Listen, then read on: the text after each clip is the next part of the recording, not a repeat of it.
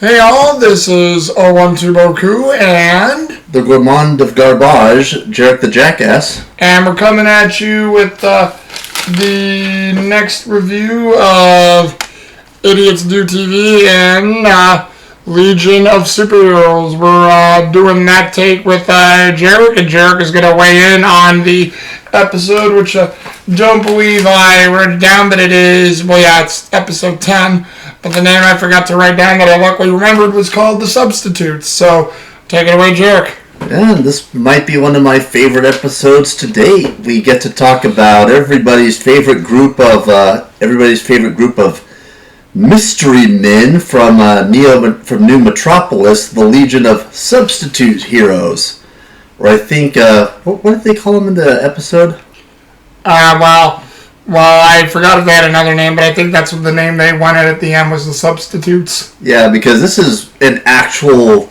It's not an official recognized superhero team in the comics. It's kind of like if you are familiar with Marvel Comics, like the Great Lakes Avengers team, where kind of a bunch of nobodies just decide they're going to be Avengers, and the Avengers don't want them, so they form their own regional group of Avengers. Except this time it's the Legion, and it's kind of everybody who didn't make the tryouts, including one of my favorite characters in this episode. Let me see if I can get her here. Infectious Lass, who apparently she's kind of got a power similar to, if you're familiar with Toho Project Yamame, the Spider Girl in Subterranean Animism, where she can basically create, generate, or modify any sickness or illness. Although she also, I believe, for Infectious Lass anyways, doesn't seem to have the ability to contain it completely. As we see her, as she's not only affected by asthma, apparently, due to her inhaler, but she also gets an old lady sick trying to help her cross the street, which is kind of adorable.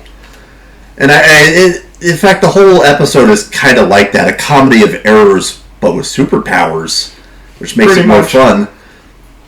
But yeah, as you can tell by the graphic novel here, this is again a character who is present both in the show and in the graphic novel tie-in. And if I remember, I think she was even in the actual 80s, I think like late 70s, 80s comics for the Legion. She's actually kind of a really interesting character, because in the comic book version, the Legion goes up against a team of heroes who were actually prepared for them and knew how to counter all of their abilities, and even had specially contained containment fields for them. Fortunately, Infectious Lass accidentally infected the whole team and got their powers swapped around, so Superman winds up with like Saturn Girl's telepathy, Saturn Girl winds up with Superman's abilities, Lightning Lad winds up with Bouncing Boy's abilities. I mean, it's actually pretty funny, and the only real reason they get away, they escape from these guys and actually catch them is, again, because Infectious Lass accidentally got him sick. Well, this one, which again caused her powers to get swapped around. And yeah, it was in the comic book, this is actually the one where Brainiac 5 gets stupid for a whole episode. Which again is kind of cute and adorable to watch. But in this one, we get to see Legion tryouts for new Legion members, and of course only 2 people wind up passing the grade. Starboy or Astro Boy and Matter Eater Lad were the only 2. Which, again, if you were paying attention in that one episode of Lightning Lad's older brother, you've already seen Matter Eater Lad, and it's kind of neat to see him get into the league, because if I remember, for the longest time, he was on the Legion of Substitute Heroes, because he never got in fully. Although he was popular enough that he kept making appearances all the time and helping out the league. So it's actually nice to see him make the cut this time. And Astro Boy, or Star Lad, is, he's been a member for the longest time, and again, an interesting parallel to Marvel Comics would be the villain, what was his name? Count something or other with an N, but he's got like the same gravity manipulation abilities. Yeah, well, like you also said, too, the way they drew him, whether that's how Star or Astro Boy is drawn, Jherick made a mention, which I sort of saw, because it is a very similar costume because this was 3 or 2 years after the Justice League show ended. So whether it was just a nod to the designs they did earlier or whatnot, he pointed out that Starboy looks like Dr. Light. So yeah, it's like similar costume, the white sort of neck frill going down the center, and the same sort of cape thing. And I'm like, you know what, you're right. Yeah, he's wearing the same exact design of Starboy. Well, now that you mentioned that, and I kind of forgot to bring this up earlier when we were talking about Cosmic Lad, who's basically got like the same Magneto powers as Magneto. He's actually got a very similar outfit to Dr. Polaris, the DC Comics version of Magneto.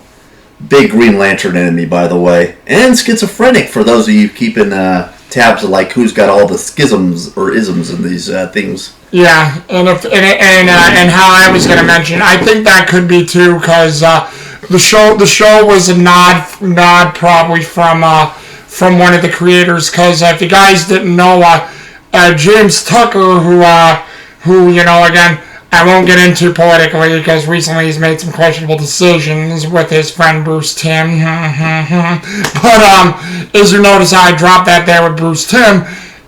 James Tucker and Bruce Timm were friends with all the rest of them, and I think I learned after Justice League was done, Gwen Murakami, Alan Burnett, James Tucker, and all of them, they went on and did all their other like superhero shows or helped out with things and stuff like that, because as a side note, I know we're a long way away from it, but Alan Burnett, I think by himself, he is the reason and the why for why we get the rise of popularity of Static Shock, who was a character who already existed, but Alan Burnett said, I know we had Green Lantern, we had John Stewart, we had a couple of black superheroes show up, and he's like, but I actually like the Static Kid, and he's sort of all the way down here on the comic book level. Let me play him up on the superhero level, and let's see what we can do. And it was sort of done side by side with Justice League, because there are episodes that do connect with each other that both Bruce Timm, Alan Burnett, and several other of the writers have said they do juxtapose and interconnect with each other, because Static does work with Superman, Batman, and some of their Justice League episodes interlink. So I mean, it's a really cool thing how all these team members who we could say were responsible for the growing of the animated universe in the greatest years ever, I might add, unless they were some of the movies they made, top tier stuff. And the reason I only brought in that side is because if anyone comments how, again, maybe me and Jherick will see Batman Cape Crusader, but after seeing all the reviews, it's going to be a long way down the line, because I'm not rushing to see whatever that weirdness was. Yeah. And that's me being polite. We're going to need a lot more... we're going to need a lot more whiskey if we're going to tackle that, and I'm not a drinker, so... Oh, yeah. Might be a while. Oh, yeah. But fun fact about Static, he was consolidated into DC along with everyone else from the Milestone comics. So if you're ever curious, that's where characters like Icon, Hardware, and Static come from. They're from Milestone, but they got consolidated into DC after the buyout. Kind of similar to like Wildstorm with Grifter and the Wildcats. So hey, there you go. But yeah, this one's kind of fun because we get to see a bunch of, a few of like the substitute Legionnaires. There's I think he's like Porcupine Kid and. Hold on. I think I remember. I got you on those. Okay. Porcupine Pete, Chlorophyll Kid, Infectious Lass, Color Boy, and and Stone Boy. Yeah, and Stone Boy basically can only turn his body to stone, but it appears he's having trouble changing back because he's pretty much in stone form most of the time, and it's actually kind of adorable because it reminds me of like that one recruitment scene from Mystery Men with Ben Stiller where, they're like, okay, name and power, and it's like, I am an eraser man, and I am son of a eraser man, and we erase crime.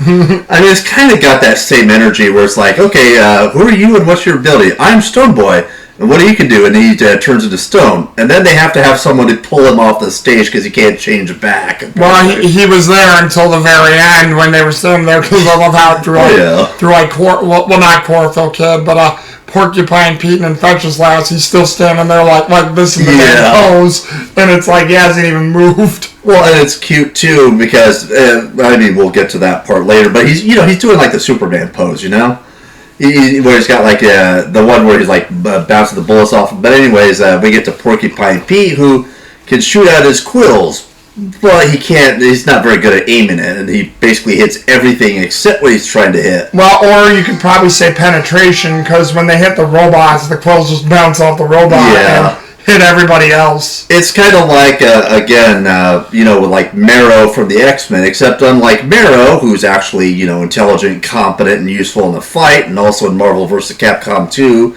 New Age of Heroes. He's basically just collateral damage, but it's more annoyance than anything else. Then you got Chloroform Kid, who can basically make plants grow. Chlorophyll. Not form. He doesn't knock people out and kidnap them, folks, no. Sorry, I was still thinking about that Cell vs. Bugs Bunny video I saw. Hey, Doc, does it smell like chloroform to you? Anyways, Chloroform Kid can make plants grow, but he can't control them. Which kind of makes him an even weaker, more useless version of like that one lady from Crisis on Infinite Earths whose daughter had the exact same ability, except she could control it. Well, what do you expect from a kid who sounds like this? I mean, he's also, extremely overweight, and it's kind of funny because, he does make like a very nice looking, impressive plant monster. Too bad it just, tries to attack the League, and they have to stop it. I only grow him. I can't control him. And, of course, we got Infectious last, and, well, let's just say that's an OSHA violation waiting to happen. But she's adorable, and I love her voice, and strangely enough, she's arguably the smartest member. Well, her and Stone Man are probably the two smartest members of the team. And then, what was the other one? Oh, Color Kid. Yeah. Whose only ability is he can shoot out rays that change the color of anything they come in contact with. Well, that one fluffy thing that Starfinger threw at him took a long time to hit him, and he changed it to almost every color, even though, how's this thing not hit you yet? Dunk! And it's funny, too, because he looks exactly like the supervillain who caused Booster Gold to go blind in the comics in the 1980s. Almost identical, really, and it's also kind of weird because his eyes are just straight up black. No pupils, no color, no nothing. Well, very well could be a nod to it, because we know, since I've, rewatched the whole animated series, and the ones they give special features on that they've mentioned, they have, through purposes of story, changed certain characters in the comics that they've done to fit certain narratives. Not in dumb, stupid ways to fit a message or their personal egos, but to fit how it can fit to a story to make it fun while staying true to what the character represents, which is how these movies and shows should be done if you're not going to stick to absolute comic lore. Oh yeah, and we're going to touch on that with Starfinger later, who, believe me, is going to be the best part of this whole fucking review. Well, when I sound like Fabio, there's a lot of good things that can come from it, because I'm Starfinger. I got tired of fighting Captain Kirk. Now I fight the Legion. Is a much better proposition. I give too much credit. I'm not Khan. But yeah. Quiet, chap daughter. But yeah, he looks, it could be a nod to Dr. Prism, a villain who's got a mystic stone embedded in his hand that lets him call upon powers from 4 different aspects of colored light, but all of them cause different schizophrenic effects in his head, and they all do different things, which again kind of sounds similar to Starfinger later. Don't worry, we'll get to the juicy Ricardo Montalban goodness later. But is there anyone else I forgot? No. Those okay, yeah. Those were all of them. The rest were just sort of background characters. I'll admit I am kind of sad we didn't see the appearance of the greatest and most famous member, Arm Fall Off Boy, but I guess they were reserving that for the modern day Suicide Squad. But anyways, we do get these guys, and of course they don't make the team, and to no one's kind of big surprise, it turns out Bouncing Boy knows them, and I think it was Porcupine Pete who knew him, and he's like, don't worry, guys. I didn't get in the league on my first try. Yeah, I heard you had to try 4 times to get in the league, and yeah, but it's actually kind of sweet that. That's nice, guys. But it's kind of neat to know that, aside from being everybody's favorite engineer and pilot, he's and also possibly the only guy crazy enough to land a triplicate girl. I still approve of this, by the way.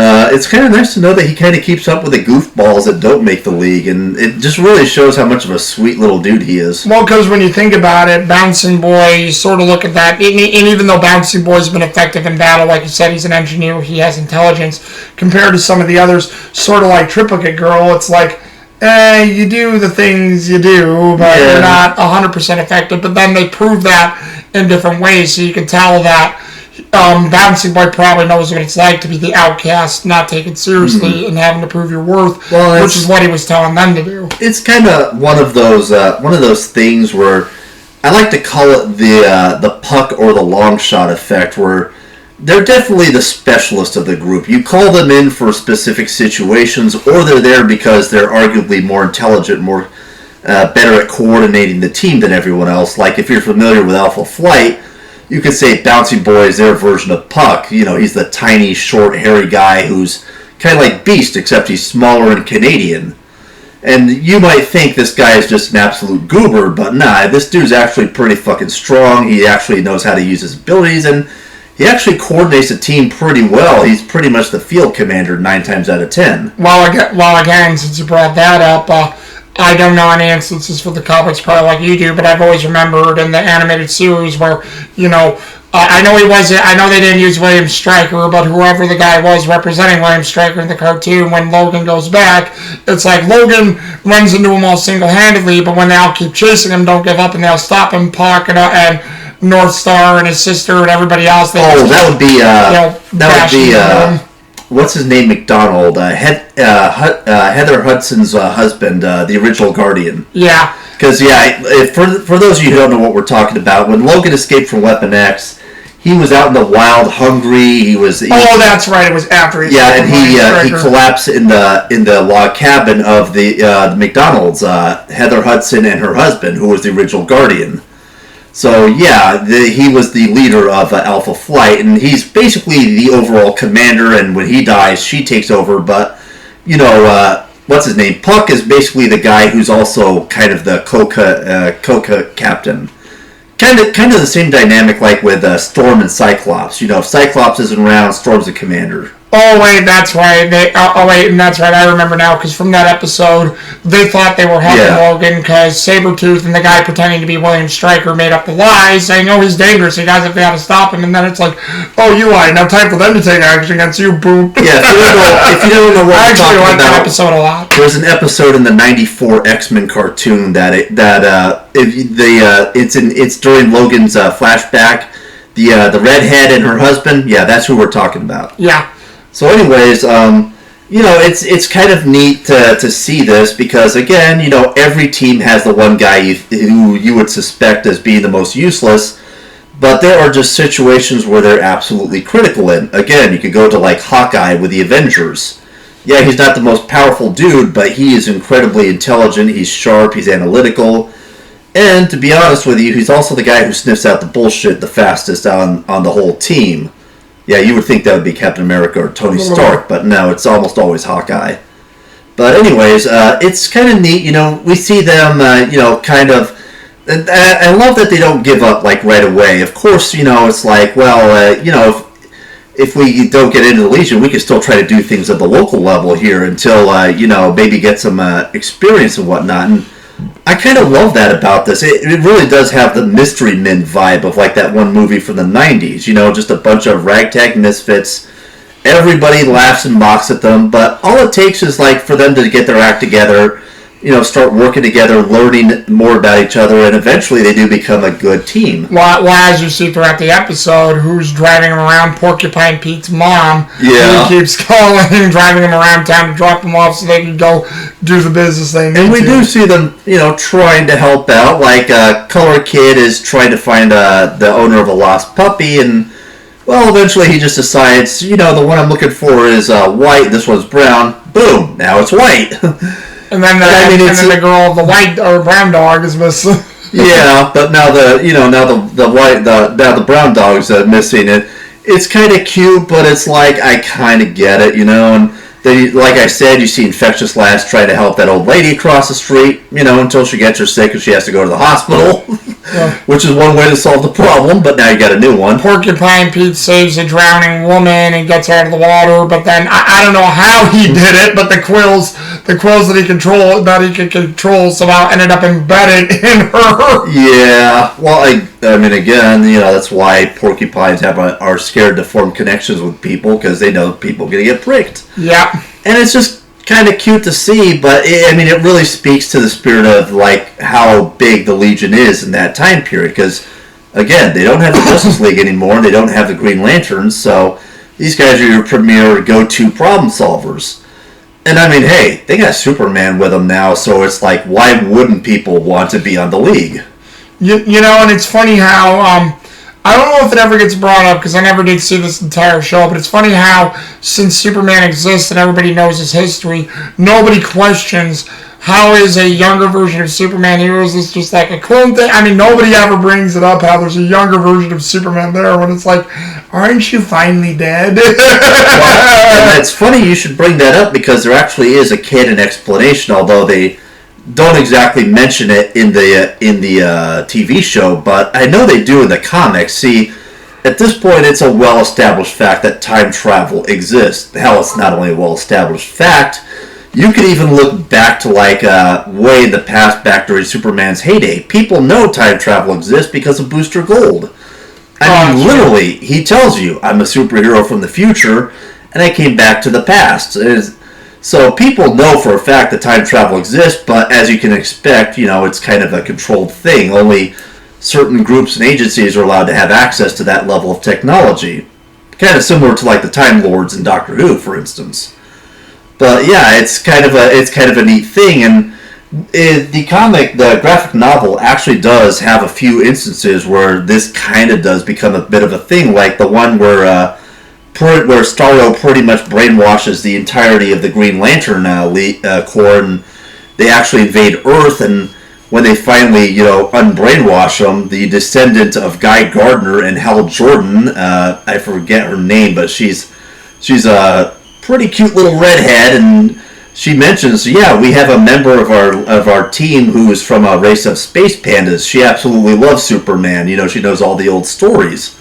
And I'm just like, yeah, that's pretty interesting. Also, how the hell did Jordan and Gardner wind up having a united bloodline? Because, yeah, for those of you who don't know, Guy Gardner hates the fucking shit out of Hal Jordan, and vice versa.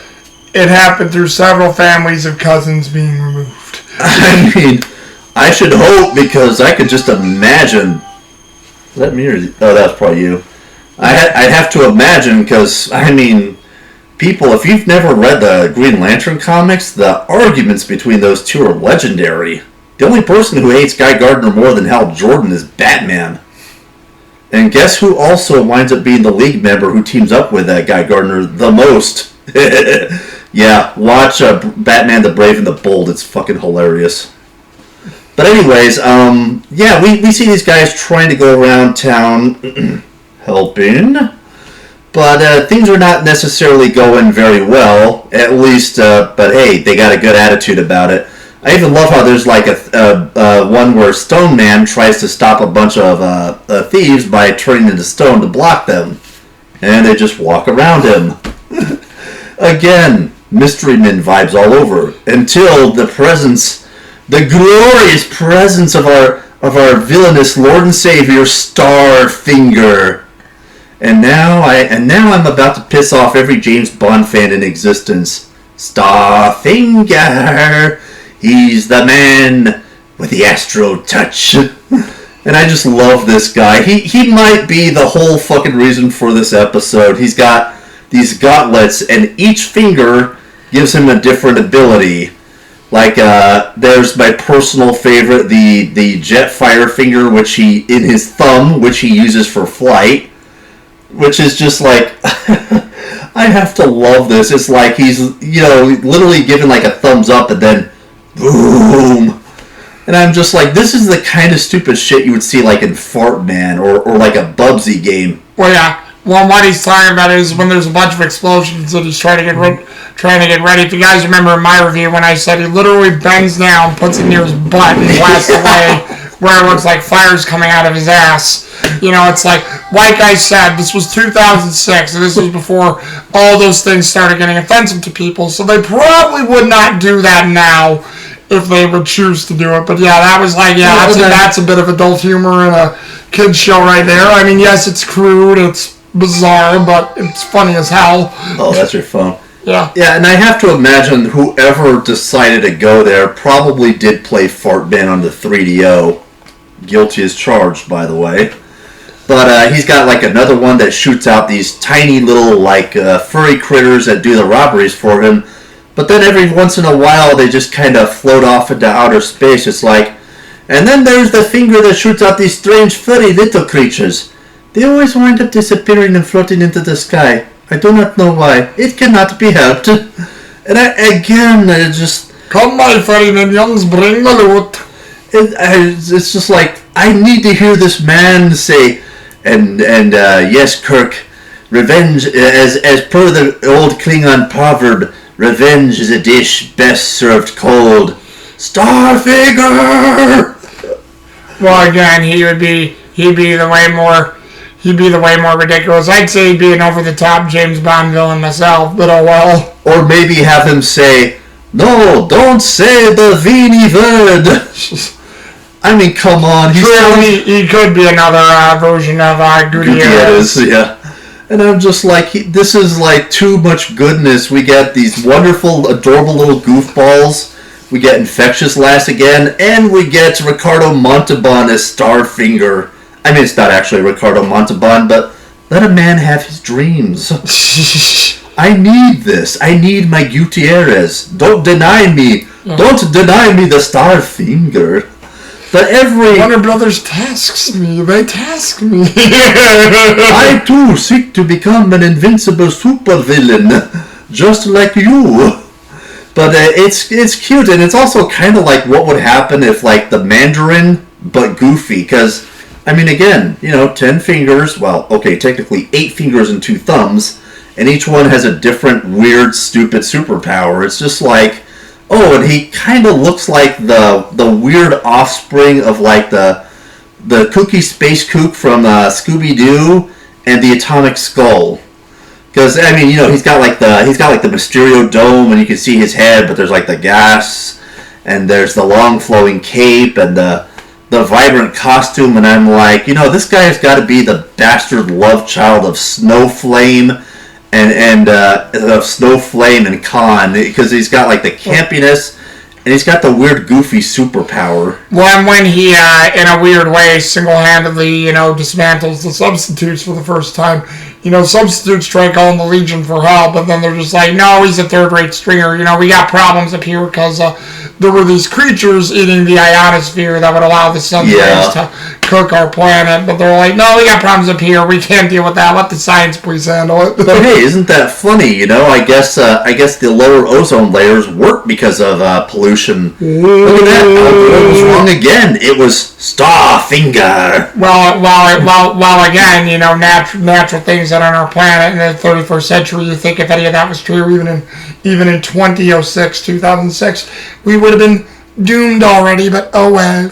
And it's so cute too, because I mean, the Legion are literally just going ham trying to stop these creatures, but somehow more of them just keep showing up for some odd reason. And believe it or not, in cameos, which is what I love, because they're only featured in quick second shots. I like how we got to see finally more of the League and not just the Legion and not just the main characters they've shown. And I'm oh yeah, there they are. That's actually cooler there, even if it is for a split second. And that is a reference to, I mean, they do actually have that same holocam thing for when, core members are off-world and they need to do votes and stuff. So it's actually kind of neat to see that again because, again, Cosmic Lad and several...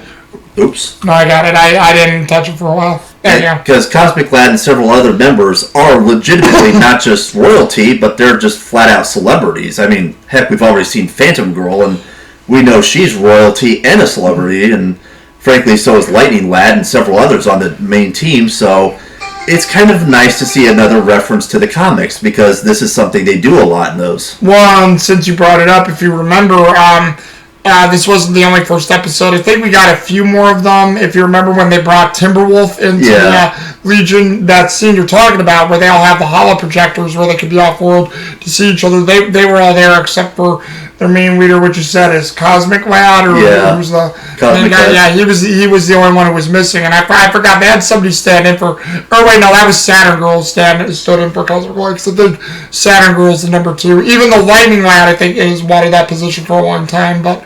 Headstrong. Well, actually, it's that is a canon to the comics, because, I mean, if I remember, technically, Lightning Lad should, in terms of both seniority and royalty rank, be above Saturn Girl, but I think we all know why Saturn Girl is usually picked to be the second in command. I mean, it's kind of not hard to figure out. And this isn't to say that Lightning Lad is stupid. In fact, he's actually pretty intelligent. We saw that in the last episode. Lightning Lad is just very impetuous and hot-headed. Saturn Girl tends to keep her head on her shoulders, so it was an easy pick. Well, again, when it comes to listening to the substitutes, who was the second one to believe him besides Bouncing Boy? The one who was giving him a hard time the most in the episode, Lightning Lad. And that's another thing about Lightning Lad that's also why he's a critical member. Lightning Lad may not be, well, I mean, he is intelligent, he's just very emotional and hot-headed and reckless all the time. Which, by the way, Boku, come season 3, there's going to be another interesting nod to that from the comics, but we'll get there eventually, don't worry. But yeah, it's something that actually does happen to him a bit. Just a bit. Ever so often. But anyways, this is another reason why Lightning Lad's actually a neat character, because, you know, even though he is royalty and a celebrity, he's a much more street-minded individual. He's much more inclined to listen to, like, smaller people because, again, as we've seen, he's been through bullying. He knows what it's like, and he does, you know, that's also the reason why he's got his big beef with Superman. He doesn't like being overshadowed because that's kind of where his psychological trauma comes from. So, you know, he is a guy who's much more willing to listen to lesser characters because he's kind of been there. That's kind of his hang-up. They all have a hang-up like that every now and again. You'll see it very clearly. Some people wear it a bit more on their sleeve, or in some cases with Timberwolf on his fur, but, you know, they all have one. Heck, even Superman's got a few phobias the Legion don't know about yet. Except for Brainy. We know he knows. But, yeah, he basically trounces these guys pretty easily. And, I mean, again, you know, even if you are the goofball Mandarin of the 31st century, this is the Legion of Substitute Superheroes. Unless they get their act together, they're not really going to do much. And that's exactly what they do because, again, you know, they may be third stringers themselves. Hell, I'd even say they're Z-listers in the highest order. But that doesn't mean they're useless. It just means they have to figure out how to work together as a team. And they do, and it's actually pretty badass.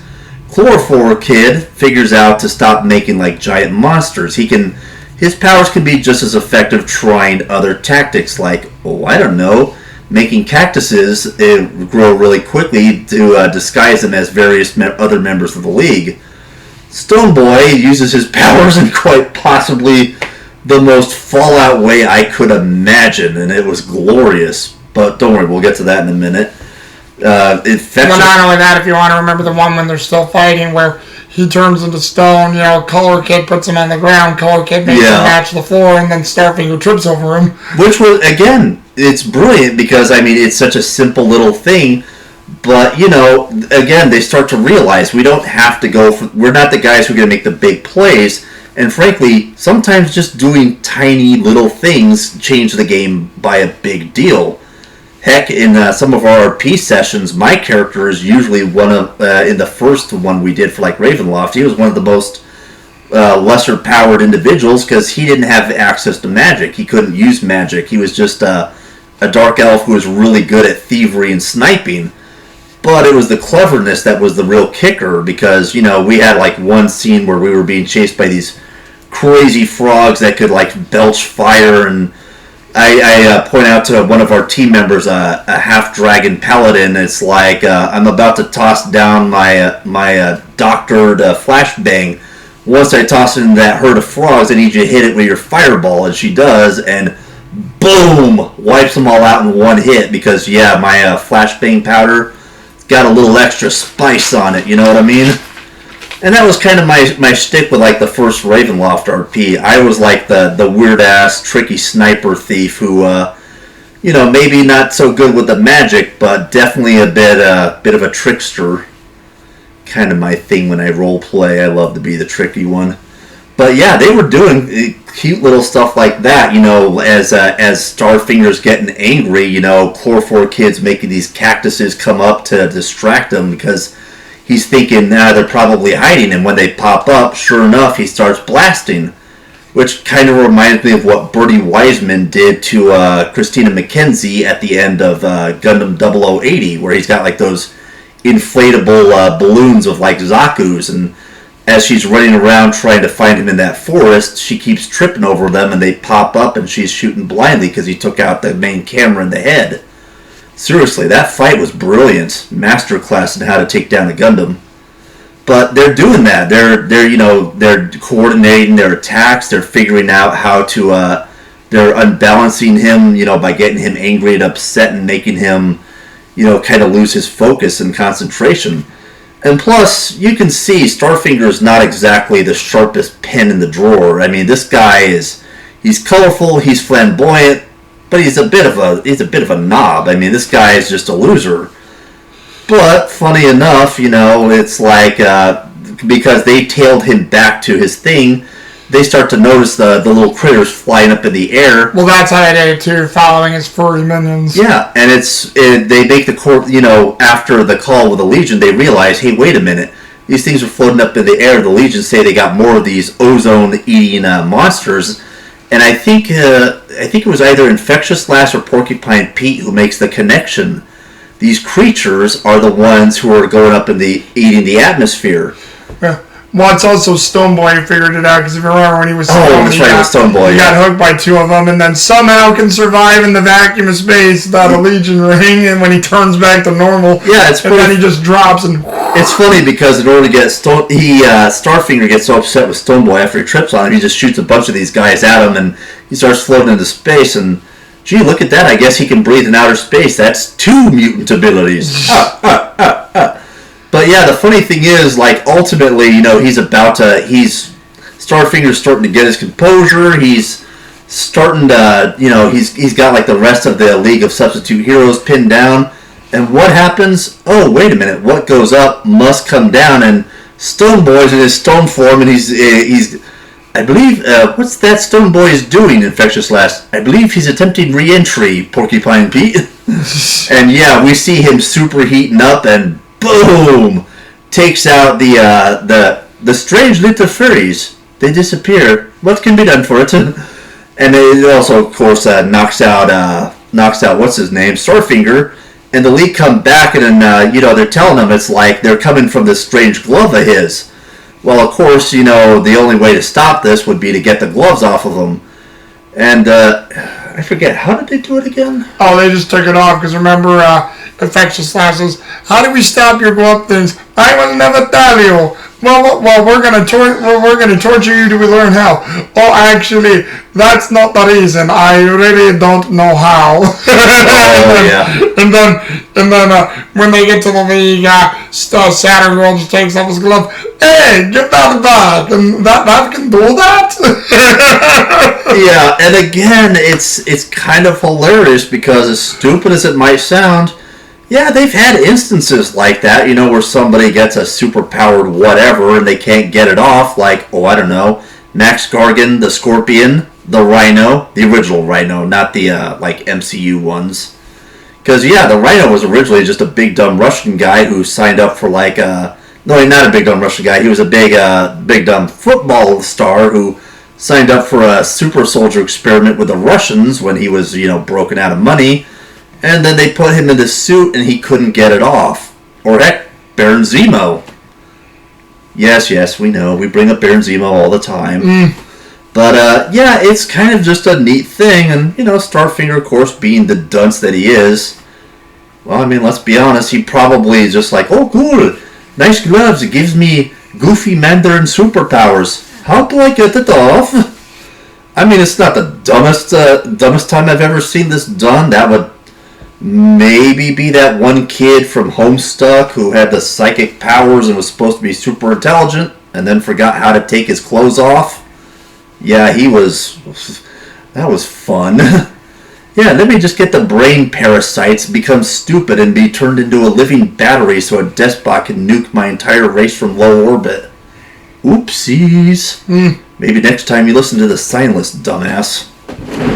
But yeah, I mean, it's kind of neat, and yeah, they still don't get into the league, but I love that they don't quit. They decide to stick with it, continue honing their abilities, and still try to fight crime around the city. Until Porcupine Pete's mom points out to them that it's time for a nap. Yeah, it's 5 o'clock, son. It's time for your nap. Nothing can ruin this moment except that. And again, it's such a neat little homage to Mystery Men, because for those of you who forget, yeah, they were kind of running around in a kind of I forget, I think it was an old Chrysler, and I think it belonged to the previous incarnation of the Bowler. It was either the Bowler or what's his name, Ben Stiller's character, but yeah, I mean, it's kind of just neat to see a bit of a touching homage, a bunch of goofball heroes who actually are canon to the comic books, even if it wasn't like the full League of Substitute Heroes. And again, it was nice to see Antimatter Lad get into the league, and I even love how like Lightning Lad's now got a bit of an established friendship with him. It's like, hey, nice that you got in, and it's like, whoa, it's Matter Eater Lad now, and yeah, because I think he said Gene or Eugene or one. And it's neat, too, because for those of you who know the comics, that was his actual outfit in the comics. Yeah, kind of got a bit of a Wonder Man look to him. I mean, original Wonder Man, not like the 80s and 90s one. Well, and then basically, if we're at that point, who were your favorite characters, Jherick?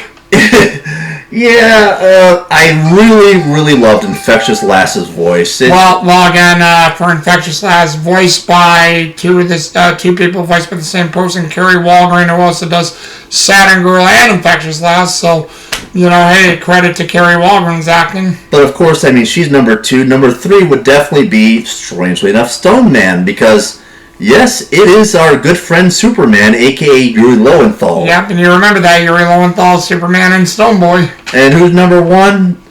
Oh, please, Kirk. We all know who is number 1. Don't say the Vini quote. Well, again, yep, that would be Taylor Negron, who did Starfinger, and as I said, same thing, just a great over-the-top performance from that guy. Oh, my God. Goofiness to the max. I would almost be willing to I mean, if I could ever lose the weight, I would love to go as Starfinger for Halloween.